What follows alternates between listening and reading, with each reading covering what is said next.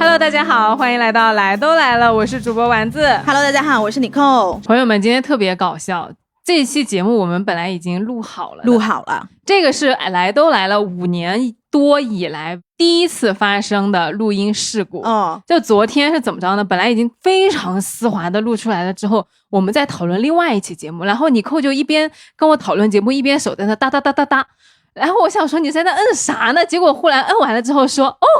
格式化了，没有了，我们刚刚录的那期节目白录了，全洗掉了，重新来过啊！但是其实我当时听完之后，我觉得特别搞笑，因为我很多朋友都跟我们讲说有那个录音事故，就比如说你录完之后，你发现你忘记了开麦，你没有录下来之类的。对，所以我其实一直在想，我们的第一次录音事故是什么时候？在这个播客成立5年之后，光荣的发生了第一次播客事故，录制事故。对，所以你昨天跟我说，我第一个反应我说 finally。终于来了，是的，就是现在，来吧。所以今天我们要跟大家聊一个很有意思的话题，就是我们想以单身或者说独居这件事情来聊一聊现在当代年轻人的新型关系探索。我和你其实都已经独居了蛮长时间的吧。对，其实我是差不多23岁左右开始独居，因为我本科的时候是有室友的嘛，一开始是一个3人间，然后后来变成2人间，但一直都是有室友的状态。然后到研究生我自己就住在外面了，所以到后面这个一路都是处于一个独居的一个状态了。我也是23岁来了上海就开始独居，当中我有跟别人合租过，但绝大多数时间我也确实是独居的。然后我自己是有一个从刚开始来上海很害怕独居，每天晚上睡觉都会锁那个卧室的门然后而且我睡觉特别神经，这个不能怪我，这个怪我爸，就是他在我晚上睡觉的时候，我们家每天晚上去看我床底下有没有人，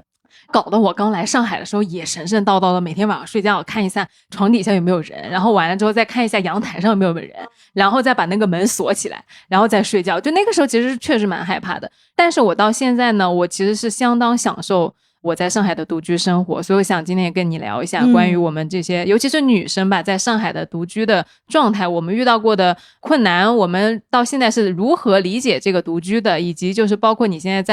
在一段 relationship 里面，但是你们没有同居，因为你们异地，怎么样去享受这些我们当下的生活。是的，因为我最近呢同时发生2件事情，我觉得女生独居特别有意思。上周末我的一个认识了也很多年的跟我同龄的女生朋友跟我吃饭的时候说她现在睡觉晚上还是锁门。我也锁门啊。不是，我现在睡觉是不锁门的然后我就问她，我说你为啥锁门？她说因为害怕，因为他小的时候呢家住在沿街，然后他经常一个人住在家里面，所以他长大到现在他就还会害怕。我说我能理解，因为我刚来的时候也会锁门，但是直到现在我在上海有非常强烈的归属感之后，我自己的体验是它蛮安全的。所以我不太会害怕说晚上睡觉怎么着。其实有的时候我晚上出去扔垃圾啊，我家门都不关的。我家门也不关，但是我确实觉得上海或者是整个国内来说，它都是治安情况是比较好的。因为我刚跟我男朋友在打电话嘛，然后他就在跟我讲他家附近发生的一些事情。每次我听到这些欧洲人的生活我就觉得他们生活在离开了祖国都是水深火热，都是水深火热你知道吧？然后上海确实是非常安全的一个城市，但是我自己其实睡觉也是锁门的。但是我锁门呢完全是一个习惯，我睡觉不仅锁门，我是遮光窗帘，我的房间里面是一丝光都不能透进来，而且我每天睡下来我要检查一下那个窗帘之间有没有缝。真的假的？我要保证它没有缝，如果它但凡有一点点那个月光渗透进来，我就要起来把它重新拉一下我要戴眼罩，然后我还要戴耳塞。但是这个呢并不是说我害怕或者是什么，我完全是以前上学的时候因为有室友嘛那个时候沿袭下来的习惯。因为以前我的室友是个韩国人你知道他们就是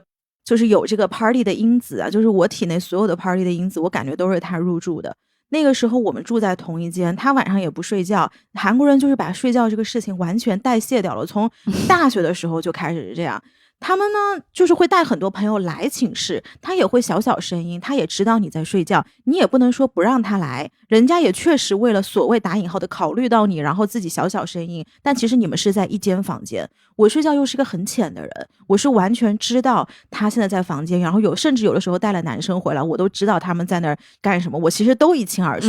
所以从那个时候我就开始养成了戴耳塞戴眼罩的习惯，直到现在不管是我自己在家，我在我男朋友家，或者是我在我爸妈家，在外面酒店，我全都是这样的套装。它就是一个人习惯了的，给我一种非常强烈的洞穴感。你能明白，就是我钻在一个小洞里面，我完全不会觉得有任何人来打扰我，这是一种无打扰的小洞感。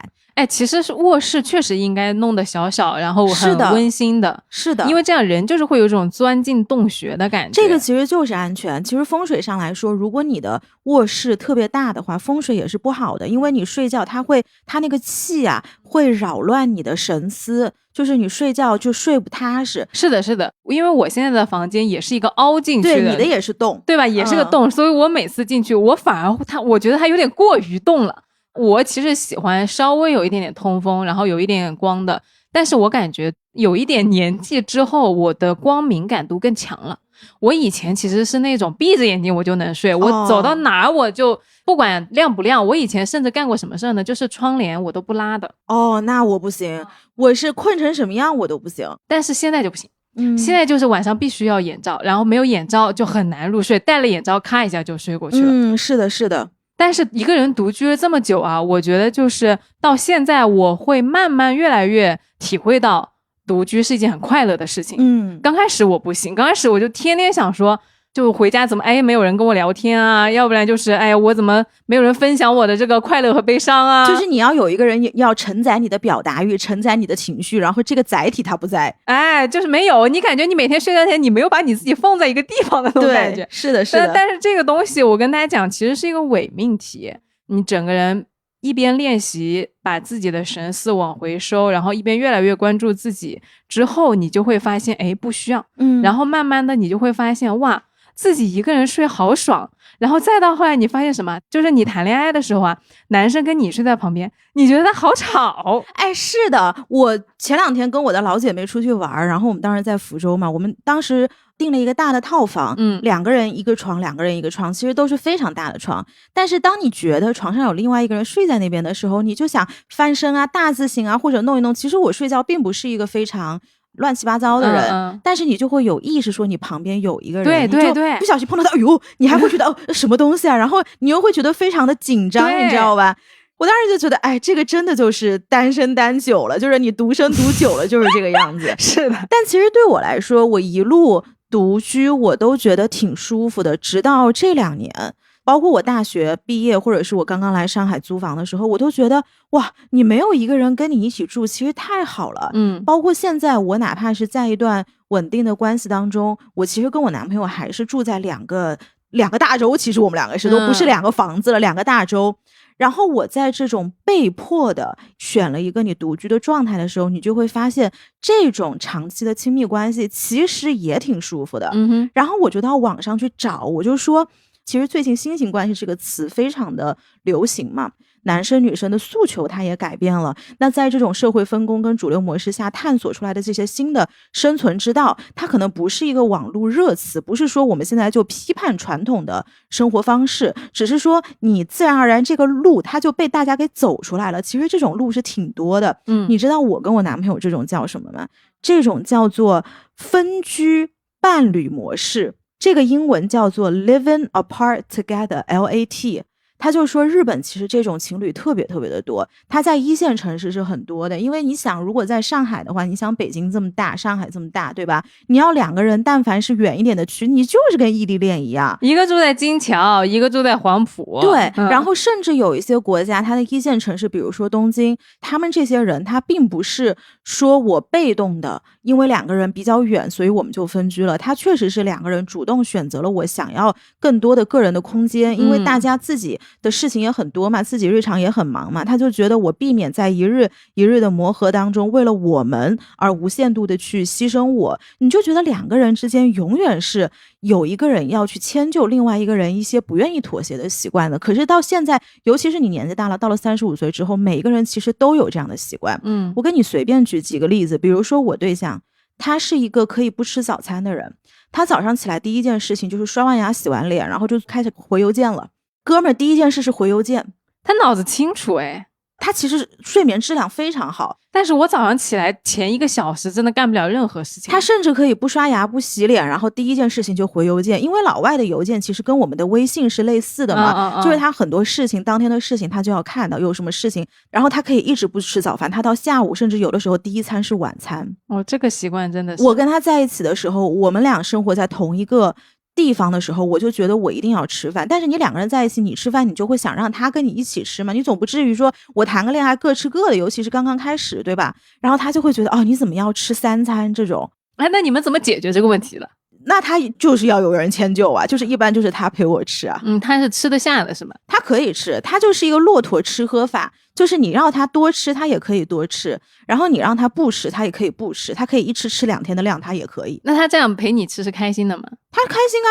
就是他其实就是没有这个习惯，但是他不是说他不能吃，他能吃。OK。然后再比如说洗衣服，他老先生是要黑的一起洗，白的一起洗，除了衣服之外的东西一起洗，比如说你的被子毛巾一起洗，这个是他的习惯。所以呢在这件事情上他是讲究的，两个人是这样子的，讲究的那个人他就会要去规矩，不讲究那个人等于说你不讲究那个人，你就某种程度上你要配合讲究那个人，你那个 bar 被他拉高了。对，然后就变成了有的时候他会说今天洗 dark， 然后我就在我的那个衣服里面把 dark 剪出来给他，我说那你去洗吧 dark。 然后或者是比如说垃圾，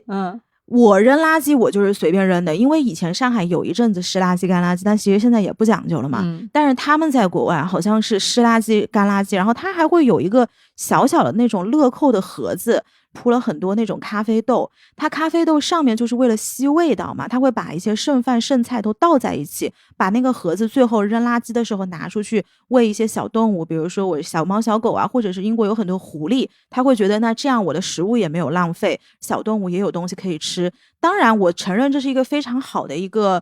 理念啊，那我有的时候有点做不到。然后他又会觉得你怎么这生活习惯这样，就是你两个人在一起总归是有很多要去磨合的，就会变成了一个人在念，然后一个人就一直被念。对，大部分时间你就觉得两个人其实没有什么，英文不是叫做 live the life to the fullest 吗？其实没有什么 to the fullest。如果两个人在一起的话，就是我 live 70%，他 live 70%，然后我们一起创造一个新的30%，剩下的30%就跑了，就没有了，就是被消耗掉的。所以就是你两个人住在一起，他横竖他都会有这样的问题。那你会想说你以后一直跟他住在一起吗？我是这样想的，就是如果说你真的以家庭为单位，那肯定还是要在一起的。以前我们确实讨论过，就是我跟他说如果你愿意一半在中国一半在英国，你也可以过这样的生活。我觉得那挺好啊。以前我妈还说，她说那你不在上海住了，你就把上海的这个房子给租出去。我觉得其实有的时候我们讲独居，我们要的并不是一个物理的空间，而这个独居的环境它是你心灵的一个栖息处。就你知道我外面不管发生了任何事情，我的成功我的失败，我但凡这个门一关，我这个世界就是唯我独享，就是我自己的那种自在感，我觉得是没有办法可以替代的。所以我就不管觉得我是跟他在一起还是跟谁在一起，还是在上海不在上海，我一定会有一个空间它是属于我自己的，我肯定不会把它租出去的。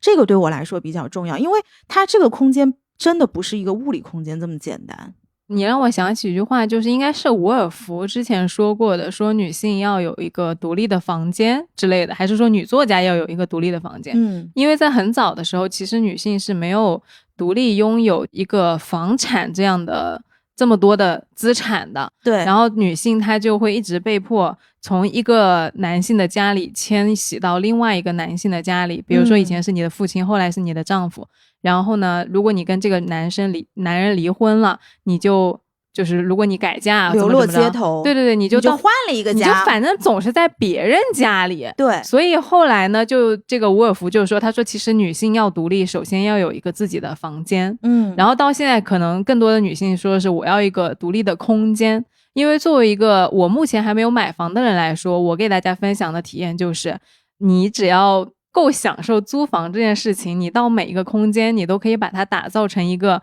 真的很你的空间。这个空间我是很享受，每隔几年因为你自己在成长，然后你的状态会不一样，然后你租到的房子整体的气息都不一样。你记得这之前就是你和李挺、包江浩他们一起来我那个房子看完之后呢，当时是李挺还是包江浩说，哇，丸子你这个房子好你呀。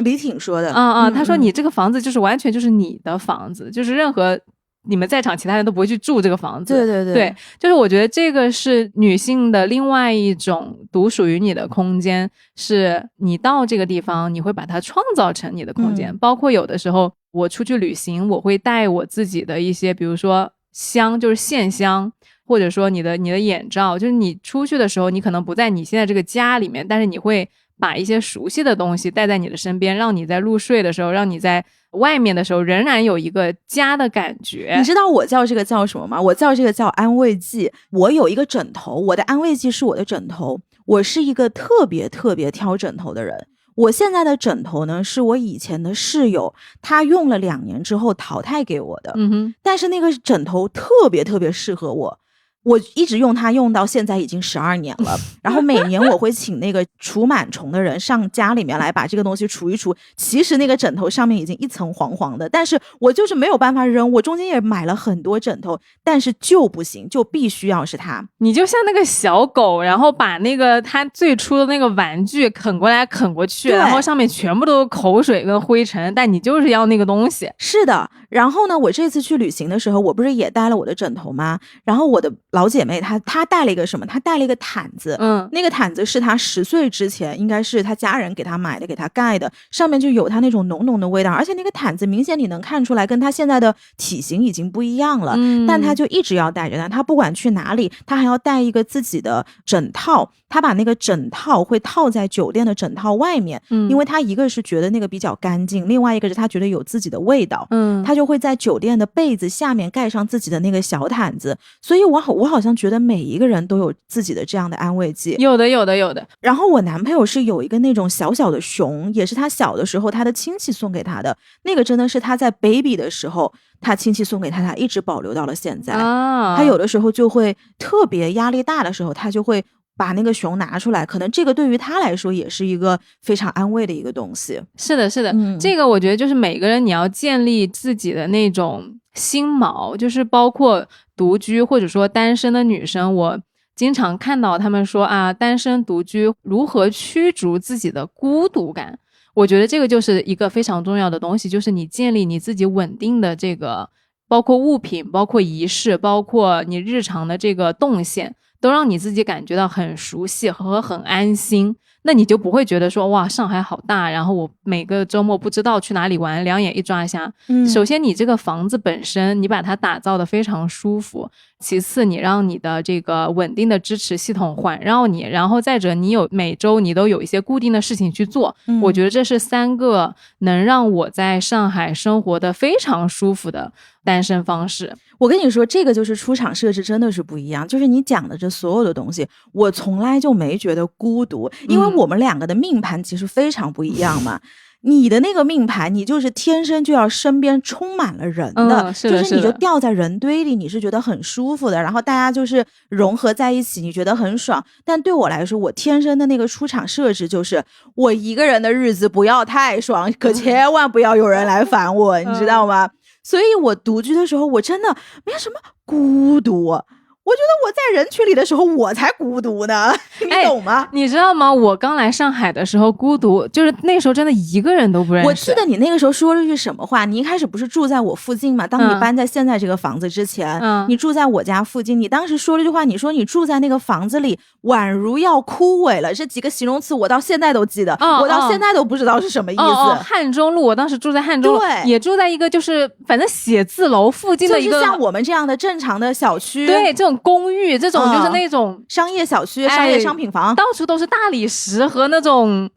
反正我说不来，我感觉非常不舒服。我就要住在那种老老的房子，你说1楼、2楼啊，你出去之后就有一些杂草啊，有一些树啊，那种很老的气息，让我觉得非常舒服。我刚来上海的时候特别夸张，我刚来上海的时候一个人不认识就。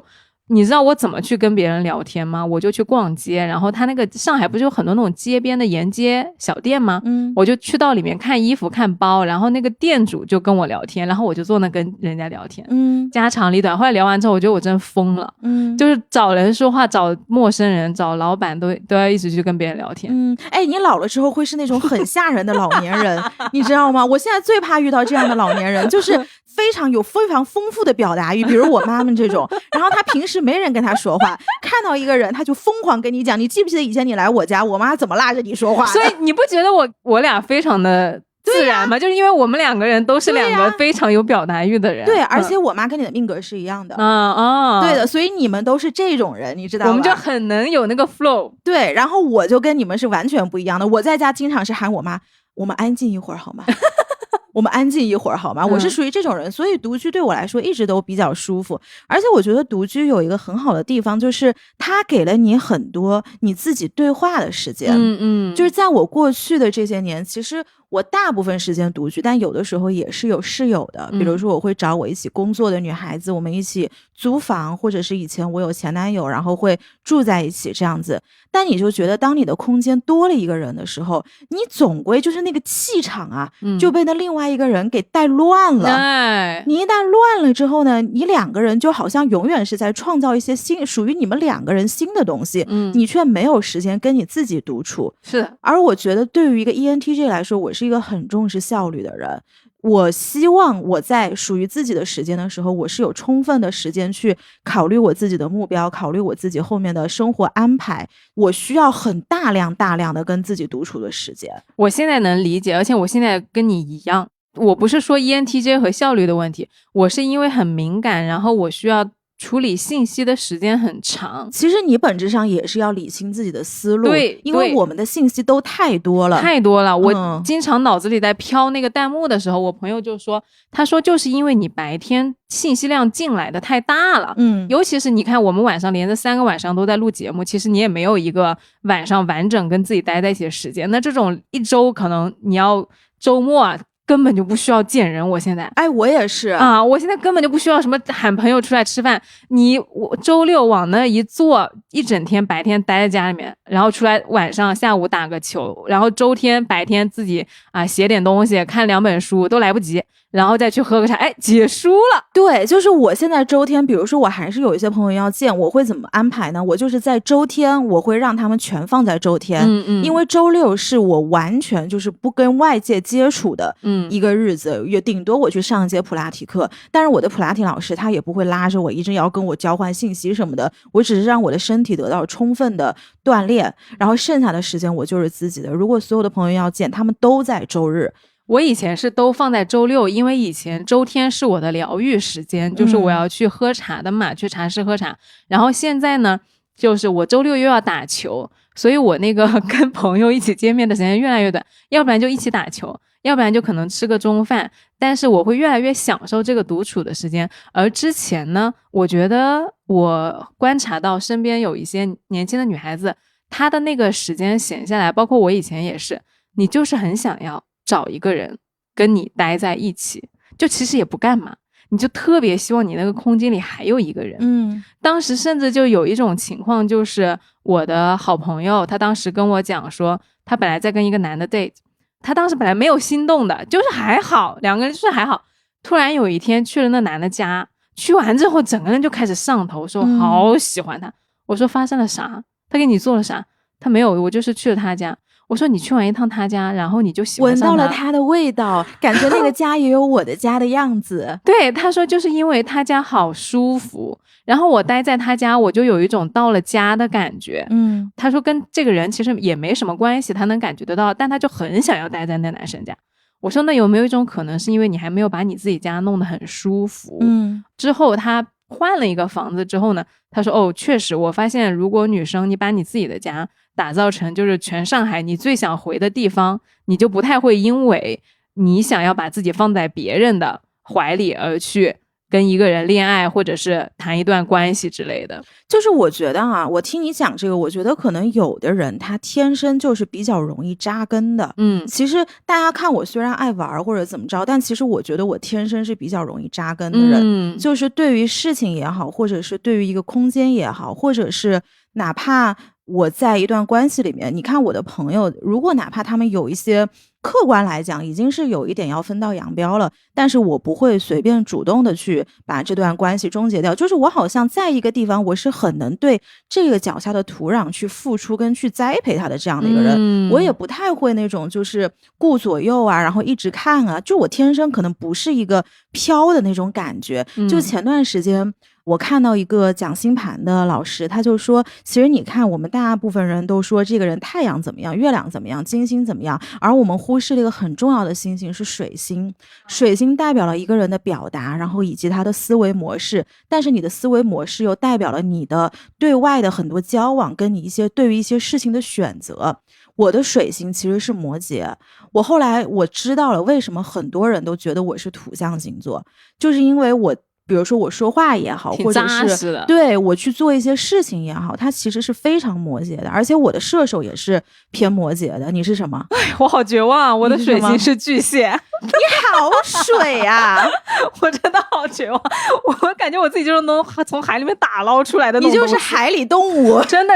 我太水了，我真的绝望。我一看巨蟹啊，对，然后他们就说像你刚刚跟一个人认识的时候，可能一开始你会看到他太阳的那一面，你比如说你对我射手座很热情，但其实你跟他聊一聊，你马上就能触达到他水星的那个部分，因为这是他的理智，他的思维所呈现出来，所丢出来给你的展现。所以我到后来我就觉得，你但凡有这种很容易扎根的一种姿态，很少会觉得说我在哪儿要飘一下，或者是我在哪儿这个地方不属于我，我要去到别的地方，好像很少会有。但是一旦你决定了要去到别的地方的时候，你那个姿态也会非常的坚定。包括现在因为在关系当中嘛，然后很多人都问我说，哎，你什么时候要把这样的关系给有一个结局吧，不是说你一定要怎么样，但是你肯定是要有一个终点，就你们的终点到底在哪里。但是我跟你讲，坦率我们今天讲到独居的事情，我觉得我现在根本就没有这个动力。但是你看这个思维模式的差别又出来了，我是不会想说有一个终点这种东西的。对，我觉得它就是 ongoing， 就是一直走下去。对，但是我们其实都不是 ongoing 的人，我跟 Eric 都不是 ongoing 的人，就是他的水星是处女，我的水星是摩羯，你想想这两个人，你想想这两个人，对吧？但是呢，我现在就觉得前两天我在看一个 YouTube， 然后他就是几个非常成熟的日本的姐姐，她是一个日本的恋综嘛，她就在聊自己的恋爱观。就这几个姐姐，她其实都是离了婚之后重新又回到了 dating 的市场，她们就在说分享自己20岁啊、30岁啊跟离婚之后的恋爱的差别。她们就讲，离婚后你再重新去谈恋爱，你不会说我每天都要见这个人，我一直想知道他在干什么，就好像比起这个人真的物理上跟你在同一个空间，你是更希望你有那种有一个人在你身边支撑你的安心感。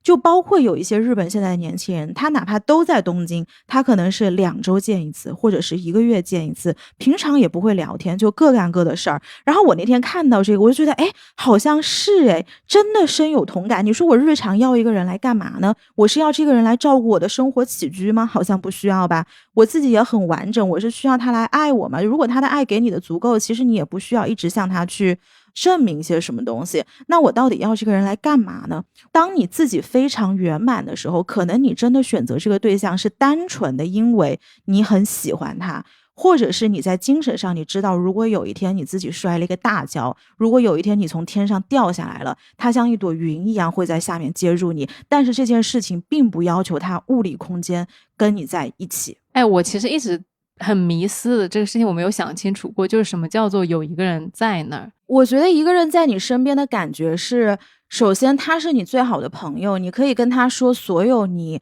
想说的、不想说的、能说的、不能说的东西，他都会仔细耐心的倾听，然后站在你的角度无评判的去帮你想办法。他对你是没有要求的，他不会去评判你的这个选择，但是他会在你选择好之后，他会想办法来支持你。如果有一天你跟他说你这个事情你不想做了，你非常累了，你要做一个你知道所有的人都不赞同的决定的时候，他会跟你说啊，这没什么呀，不行了，我还在呢，我还撑着呢。我觉得其实这个就是有一个人他会在下面紧紧的承托你的那种感觉，并且你们两个人其实精神上是紧密连接的。因为以前我也有过一些以前的关系，就是你们两个可能物理空间上是在一起的，这又引出另外一个词叫做酒肉情侣您给说说。这个酒肉情侣啊，是我那天看到新型男女关系探索的时候他讲出来，他就说酒肉情侣是什么，就是我们两个特别玩到一起去。这种其实在我20几岁的时候，我大部分的男朋友跟我都是很能玩到一起去的。然后你们两个呢也不会去有很多很深的对话，因为以前我自己很深的东西也没有出来嘛，就完全是这2年一直录播客，一直去讲，一直去反思，你才知道遇到一些事情你要怎么去反应。但以前没有的呀，你就跟你男朋友玩啊，这个时候只要对方经济能力 OK， 他体力 OK， 你们两个就会处得非常高兴。也没有什么更多的追求，也不会去想将来，但是你们两个从来都没有遇到过事儿，但就是很开心。然后这个网上说了啊，叫酒肉情侣，就是说你们两个表面上看起来很甜，实际上呢离开娱乐行为之后关系非常空洞，矛盾很多，难以维持公式化的交往。怎么的？找到一个能跟自己玩到一起去、睡到一起去的人很不容易了，好吧？很不容易了吧？我也觉得很不容易。但其实我20几岁的时候都是这样的关系，很不容易了。你20几岁你能有啥深度？不是，我想说你30岁之后你还能找到一个跟你睡到一起去、玩到一起去的人也很不容易啊。但是我跟你讲，30多岁的时候，比如尤其是像我35之后，如果我找到这样的人，我就不会找他了，因为我自己的诉求其实变了。我不要一个能跟我玩到一起去的人，我外面有太多跟我玩到一起去的人了。那么这个问题就来了嘛，就是你这个人他最重要的那个跟你朋友不一样的点到底在哪里？所以为什么有的时候别人会说，很多人在结婚的时候他会说 I married my best friend。其实我觉得爱情就是建立在朋友关系上，但是还带了一些别的荷尔蒙跟另外一种喜欢，它跟朋友肯定还是不一样的。对，但是到现在为止的话，因为现在是我人生恋爱的欲望的最低点嘛，就是我会体验到除了爱人之外，因为我已经感受到单身实在是太快乐了，以至于我觉得好像我是目前为止的生活没有一个空缺想要另外一个人来填补或者说在一起的那种感觉。然后你又刚刚是说那个酒肉朋友，我想说说明你还在20几岁的诉求的，说明你还年轻呢。不是，我觉得就是可有可无，就是能不能谈能谈，但是你是不是一定会谈，我也不一定会谈，它太浅了，没意思。对对对，就是渴望在一起的那种感觉，我觉得可能更多确实是一种精神上的共振。那我刚刚讲的就是精神的，就是你问我什么样叫做这个人在那，那他的前提一定是他深深的懂你，他肯定是理解你的。这个我觉得是他能做到后面所有事情的大前提，在这个基础之上你才能去讲我们后面的东西嘛。那我再来说下面一种新型关系，你听听适不适合你啊？我觉得酒肉朋友已经很适合我了。你觉得酒肉朋友很适合你？下一种新型关系，其实这个我最近也很多人跟我说，我很多朋友他们是在婚姻当中的，但他们还是独居。我觉得这个也很适合我。对，或者是有一种就是我同居，我跟我的另一半住在一起，但是我不领证。这件事情是我一些结了婚的朋友他会给我的建议，因为他们就会觉得说，当一个女生你自己圆满的时候，你经济也圆满，或者是你的诉求也圆满，你自己原生家庭也很好的时候，你领了这个证你要干嘛？就是你领完证之后，你就要承担很多不得不承担的责任跟压力，排山倒海就来了。比如说有人来催你生了，你的婆媳关系怎么解决？过年回谁家，亲戚之情，这两个人你总归是两家，你总归是要顾一顾的吧。我自己在的，我只要顾我自己家，我自己家我知根知底，我怎么顾，我随便大手一挥我就顾好了，对吧？对方家你对吧？你说你多麻烦。所以就是有的人他结了婚之后，他会觉得其实没有他自己一个人过的时候那么自在，你知道吧？就是这两爬确实是我一点都不向往的东西。是的，然后就是有的人呢，他可能是恐惧这种真正的亲密关系，有的人他害怕受伤，或者有的人他不想去面对现实问题，所以他就会选择我同居，我不领证，我不去面对后面的，我干嘛没苦硬吃，对吧？然后当然国内呢，现在我不知道现在的政策啊，因为以前是因为如果你有小孩他要读书的话，其实要上户口，那你父母是要结婚的，但是可能现在这个政策本身也会有一些松动。是的，是的，开放了。但是我觉得你刚刚讲的这些所有的前提啊，都要建立在咱们这个女性的独居能力上面。哎，是对吧？就你的经济能力，你的这个各方面社会关系，你的工作，或者说你的朋友的知识系统，就你所有，你不依赖另外一个人给你这样很庞大的支持之后，你才能够享受那广袤无垠的自由。哎，但这个东西也是一个过程。你记不记得我在我们刚刚录博客的时候，30岁，我在说我以后长期关系我一定要找一个婚姻合伙人，对对对，我们2个要开一个公司，然后这个公司怎么经营的要蒸蒸日上，对，然后还有 M&A， 我要并购他，或者他把我给并购，那就最好了。那把我吓坏了。对呀，我当时就是那个时候的我来说，25岁的丸子说啊，不是爱就行了吗？啊，不是搞纯爱吗？对呀。然后你那天在录节目的时候，你说长期亲密关系就是2个人要经营一个公司，把公司当家庭经营，然后把家庭当公司经营。我想，差不多到时间了。但是现在其实你自己很圆满，你刚刚讲的所有的女性自己的能力都拥有了之后，你反而又会回到很纯粹的那个时间，就是我就是喜欢他，我没有别的，我也不图你什么，哪怕我有一点亏了，我觉得我认了，我就当是消费，只要你自己消费得起，你这段爱情你知道你失去了什么，获得了什么，其实我觉得这个事情就是 OK 的。老一辈他老是会说啊，2个人要相互扶持啊，或者怎么样，但是我觉得现在很多新的概念真的是你昨天说了一句话，你说不要用30年前的钥匙开现在的门，你记不记得？我觉得这句话特别特别好，因为现在很多人的意识包括整个世界的发展就是在变的。我身边有很多人，他们就是淌出了一条自己的路，但是过得非常非常的幸福。如果他硬要拿一把老钥匙去开现在的门，这个门打开了，他还未必舒服。对，因为其实我之前很早的时候，我忘了是看哪个日本女明星啊，就是那个特别高、特别帅、经常反串男性角色的一个很飒的日本女明星，她是一直单身独居的。很多人就去采访她，因为她还蛮先锋的，在可能10几年前就一直保持单身独居这个状态。记者就问他嘛，说你想不想结婚啊什么的，然后他当时就表示说他是可以接受有关系的，但是他希望他仍然保持独居，然后他的爱人就住在他隔壁或者是楼下。我当时看到这个我觉得太好了，这个就是我最理想的模式。你知道为什么独居我觉得最爽的点就是没有另外一个人侵入你的空间啊，你就可以把你的空间布置的完完全全是你的状态，然后包括我们刚刚之前一直聊的，你就可以有一个独处的机会。独立之后，我觉得女性独立最大的意义在于你有选择的自由。对，你可以选择去跟别人开公司，你可以选择去搞纯爱，你可以选择去搞性关系，你也可以去选择搞婆媳关系和家庭关系，传统的关系。对对对，就是这些东西都是你独立了之后你拥有的主动去选择的权利，我觉得这个才是最重要的。所以你刚刚讲什么酒肉情侣啊，什么这个那个，我觉得都挺适合我的，只要我有能力我都可以去试。是的，对吧？就是这个是我觉得最爽的地方。而且我觉得还是一个心态的问题，就其实我们今天讲独居，某种程度上在这个独居里面有很多关于女性的心态。我记得前2天我看到 Instagram 上孔孝真好像结婚了，因为我记得在疫情之前，就是我刚刚回国的时候，那个时候我看到一个报道，好像说孔孝真她就一直说自己就是一个独身的状态，她不要结婚。后来她遇到了这个现在的老公，然后好像是一个美籍的韩国人吧，那个老公超帅的，她后来就结婚了，2个人过得也挺幸福的。后来我看到就是因为男生非常想结婚，就其实一般情况下都是这样的，如果女生自己特别圆满了，除非是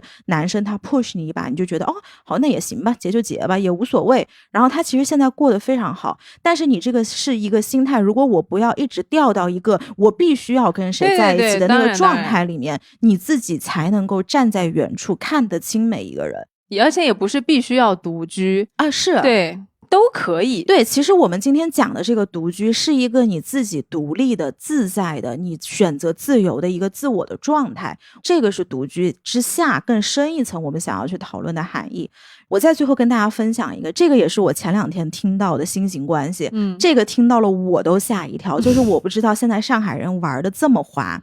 我一个好朋友的朋友，他是奢侈品行业的，他自己其实在这个行业已经做了非常多年，认识很多很多人，自己的经济实力什么都挺好的。他到了一定的年纪，他就说啊，我觉得我现在想要一个小孩。那女性嘛，你单身想要小孩，无非就是那几种方式，要么你找一个传统家庭，要么你找一个孩子爸爸，然后你找孩子爸爸，要么你就是真的孩子爸爸，要么就是假孩子爸爸，就这3种方式。他呢就选择了中间一种，就是我要找一个孩子爸爸，但是我要他真是孩子爸爸，就我不是要去精子库里找一个，就这意思。然后他就找到了他的一个 gay friend， 因为上海啊，这个我们的这个性别友好的朋友其实还是比较多的。然后他就说，那反正我在另外一个铺里面我也找不到更好的了，那我就换一个铺。他就去跟他自己的 gay friend 说，我要跟你结婚。性别套利，这不是性别套利，性取向套利。然后那 gay friend 吓坏了他说，我们认识这么多年了，我是没给你表现出我的性取向吗？他说我知道啊，他说我今天就是要给孩子找一个爸爸，我们只要把所有一起经营这个孩子的家庭的前提的条件跟合同谈好了，我们严格的按照执行。我觉得你也是个负责任的人，我认识你这么多年了，并且呢，我觉得你的经济实力跟我也是匹配的，我们的眼界也是匹配的，那我觉得这样子对一个家庭对一个孩子是最好的，那你愿不愿意跟我做这件事情？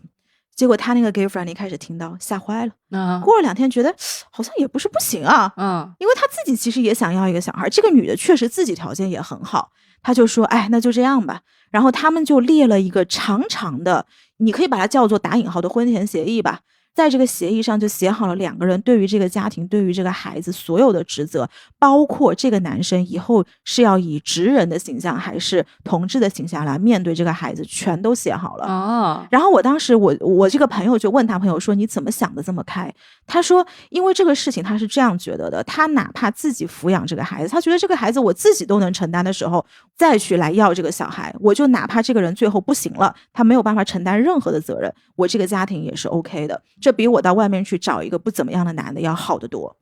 就是现在的女性已经，你看吧，新型关系就是真的是大家自己的这个社会分工啊，已经想得非常明确了。你在现有的社会分工跟需求之下，你重新去找一个真正适合你自己人生的路径。我觉得可能今天是我们讨论这些东西最后的落点在这儿，因为我会觉得这个社会它已经发展到允许你长出来这些东西了，不管是舆论也好，还是你对于你自己生活的理解也好，它不太会像以前那样你要把它闷着。对，所以当你这个真正的你自己的东西长出来之后呢，你发现哎，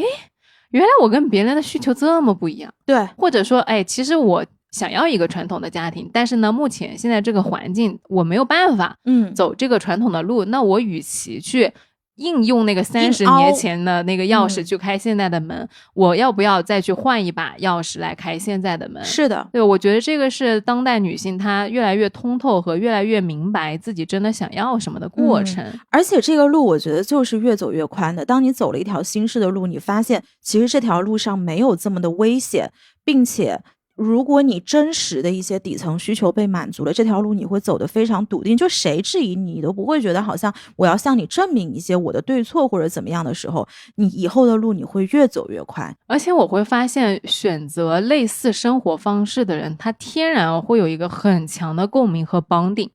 就是你遇到了跟你这样类似的人，其实因为你知道这条路上有多少的困难和辛苦，所以你2个人对望一眼之后，他会很快去跟你分享一些也好，然后或者说共鸣一些也好。最后我其实是想跟一些如果现在在独居但是依然觉得很孤独，还没有很好的去享受这种独居生活的朋友一些小 tips，就是怎么样去享受现在的生活。因为前阵子我正好跟我朋友聊到，他说哎，你以后想住在哪儿？我一直都说我不想要住在市区的嘛，就虽然我现在住在就是上海，你老市区了。对，我住在上海最繁华的地段，我现在属于那种走路就能走到环贸啊、静安寺啊、太古汇那种就最核心的地方。但是呢，其实我内心是向往那种郊区的单家独院的。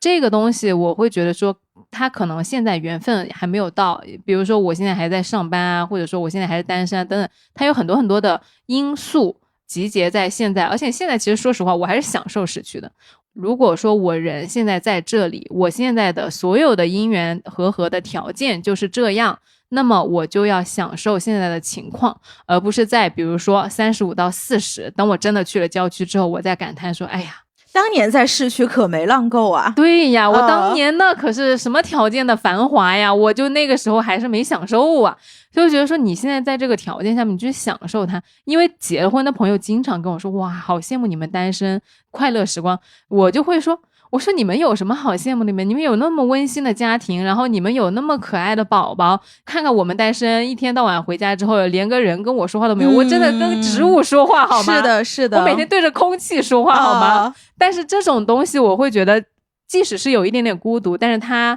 给我带来的快乐是远远的高过于你要去忍受的这些东西的。而我觉得在这个当中有几个事情是比较重要的，就是让你在这个城市找到归属感，让你在这个城市找到一群志同道合支持你的朋友。这个可能刚来上海的时候确实是没有的，你要用一些5年8年，你会有越来越多，每一个让你觉得值得交往的朋友他都是很宝贵的。然后你随着时间的推移你肯定会有的，你要有这样的信心。然后第二个就是有一些实际生活上的困难，下水道师傅的电话呀，对，好的保洁阿姨呀，对，隔壁邻居有的时候搭把手帮忙啊，这种东西你把它去弄通弄好，其实你的生活整体来说，上海是一个非常适合独居的城市，它是一个很单身友好的地方，你是很能享受这些东西的。是的，就是如果你问我说独居真的有什么不好的地方，其实我觉得是这2年当我真的生病的时候，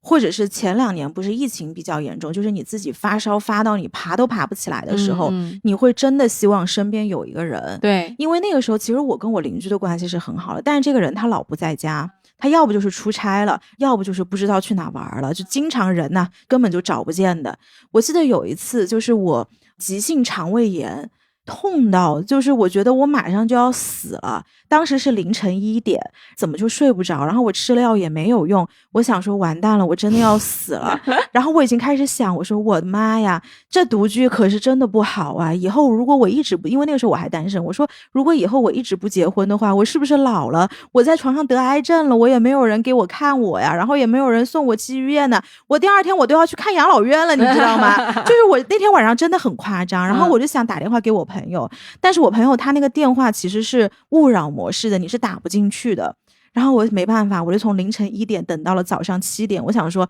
这差不多要起来了吧，然后我就跟他打电话，我说你快点来吧，我说我真的是要死了。结果他给我送去急诊的时候，我的血压已经很低了，就到那个时候我觉得是一个危险的状态。包括我后来我父母也会说嘛，他们有的时候包括担心我啊，或者是觉得万一以后我真的决定不结婚了，然后我就一个人在这世界上，他们万一以后走了，他们就会觉得那谁来照顾你。但这个确实是独居不方便的一个地方。是的，所以我觉得就是手机里面一定要有在本地的你可以马上联系上的，你电话可以穿越它的勿扰模式打进去的朋友。是的，是的，这个你到了任何时候，你如果有需要求助的话，你要有一个能找得到的人。我觉得这个也是大家可以有意识去做，就现在你就把手机打开，把这个人设上，你跟他说我要把你设到紧急联系人了。因为其实大部分紧急联系人都是自己的父母，都是自己在老家的父母，没有用的。真的没有用，因为有什么事他根本就来不了。确实是没啥用，一定要有本地的朋友。是的，这个就我刚刚说，就是你在本地要有一个朋友的支持系统。而且你知道吗，我的邻居是一个70多岁的单身独居的奶奶，就我经常看到她的时候，我就会去设想一些我老了时候的状态。因为其实人在年轻的时候，你是想不到你衰老的时候是什么感觉的。我在30的时候，我天天就觉得我这日子一年比一年好过了，我的精力一年比一年旺盛了，我去年还不会打球，我今年会打球。但你想不到你就是60、70的样子。因为其实人到了年迈之后，你最后是以什么样的方式离开，是一件非常靠天吃饭的事情，这是一个非常考验你运气的事情。有的时候可能你运气很好，你就像我外公那种出了个车祸一点痛苦都没有就离开了，或者你像有一些人他可能一直经历癌症的折磨啊，或者是你就是很多病痛，我觉得真的这个是一个看天吃饭的一件事情。我就看着他，我看着我那个隔壁那个阿姨，我叫她叫阿姨，她其实是一个很乐观的女性，就是我爸妈来跟他聊完天啊，我爸妈都跟我讲说很佩服他，就是一个人70多岁了还要上下楼，我们家那个楼梯又巨陡，你们家楼梯超难走。对对对，就是那种老式的上海的，还好它是水泥结构的，它不是那种木头的更难走。然后那个阿姨你知道她就精神到什么地步吗？她平时拖一个小拖车出去买菜，她那个拖车你在楼下遇到她不让你帮她搬的，她会跟你讲说你不用帮我搬，她说我现在能搬动我很开心的，我哪一天要是搬不动了我会难过的啊。她就是一个非常愿意自己独立做所有事情的这么一个老太太。她是先生不在吗？还是她离婚了？你跟她聊过这个事情？我没有问过。你那个阿姨其实我也很喜欢，我觉得她是一个能量非常高的一个人，她把自己的能量就是养得很好，以至于她能够也很好把很好的东西给出去，因为她自己有。对，就是她的状态非常好，她会观察到你，照顾到你，跟你鼓励你，她会说你穿这套网球服是最漂亮的，我特别喜欢看你穿这套衣服，这个鞋子你这么多鞋子里面这个鞋子最好看，她就是像你的老闺蜜，她就会经常跟你聊这东西。然后我就想说，如果我们老了之后有她这个状态，我就觉得是很好的。是的，是的。所以我会看到她，我就想说，其实老了之后没有那么可怕，然后女性单身独居也没有那么可怕，因为只要你能够把自己照顾得很好，其实生活就还是会很好的。是的。那我们今天就聊这么多了，然后也欢迎你在评论区给我们留言，分享你自己的独居生活啊，或者你自己是很喜欢跟别人住在一起的呀，或者你现在在考虑是不是要从合租变成独居，或者是独居变成合租，你有怎么样的心路历程，都欢迎你在评论区给我们写下来。就这样咯，拜拜。拜拜，希望你今天也开心。